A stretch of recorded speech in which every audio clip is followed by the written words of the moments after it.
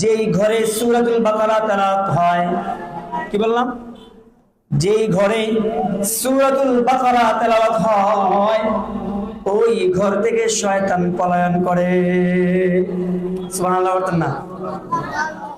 যেই ঘরে সূরা বাকারা তেলাওয়াত হয় ওই ঘর থেকে শয়তান পালিয়ে যায়। আমি মহান রব্বুল আলামিনের পবিত্র কালামের দ্বিতীয় সূরাতুল বাকারার অংশ বিশেষ তেলাওয়াত করেছি। সাইয়্যিদুল মুরসালিন খাতামুন নবীন শাফিউল মুজরিমিন হযরত মুহাম্মদ মুস্তাফা আহমদ মুস্তাফা সকলে বলি সাল্লাল্লাহু আলাইহি ওয়াসাল্লামের অসংখ্য অগণিত হাদিস থেকে ছোট্ট একটি হাদিস পড়েছি। আল্লাহ রাব্বুল আলামিন এই আয়াতের এবং হাদিসের পরিপূর্ণ নূর আমাদেরকে দান করুন। সকলে পড়েন আমিন। সূরা বাকারা সম্পর্কে একটু আমরা পরিচিত হই, একটু জেনে নিই। সূরাতুল বাকারা এটা ধারাবাহিকভাবে কোরআনের দ্বিতীয় নম্বর সূরা।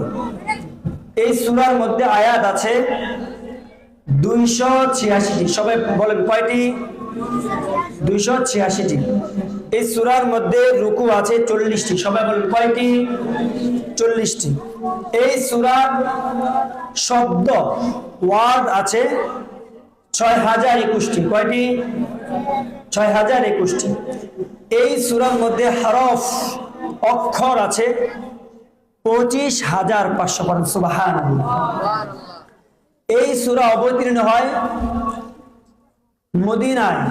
রাসূল করিম সাল্লাল্লাহু আলাইহি ওয়াসাল্লাম মক্কা থেকে হিজরত করে যখন মদিনায় যান, মদিনায় যাওয়ার পরে সর্বপ্রথম এই সূরাতুল বাকারা থেকে আয়াত নাজিল হওয়া শুরু হয়।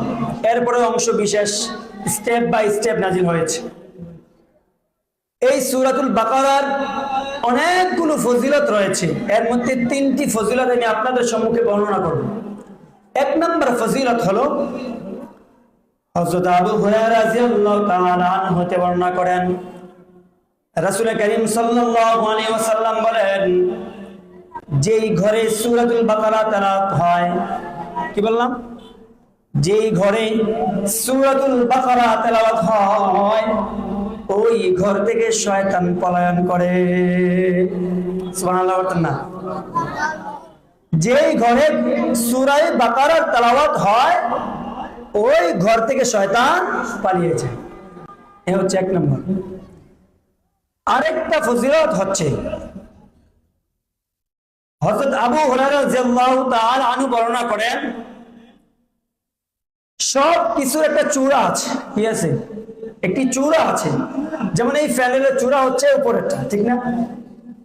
এই মাদ্রাসার বিল্ডিং এর চূড়া হচ্ছে 3য় তলার ছাদ, ঠিক না? পাহাড়ের একটি চূড়া আছে। এই কোরআনের চূড়া হচ্ছে সূরাতুল বাকারা। সুবহানাল্লাহ। আরেকটি ফজিলত আছে, কোরআনের মধ্যে সর্বশ্রেষ্ঠ যে আয়াত ওই আয়াতটা হচ্ছে সূরাতুল বাকারার মধ্যে। সুবহানাল্লাহ। ওই আয়াত কোনটি? যেটাকে আমরা বলি আয়াতুল কুরসি।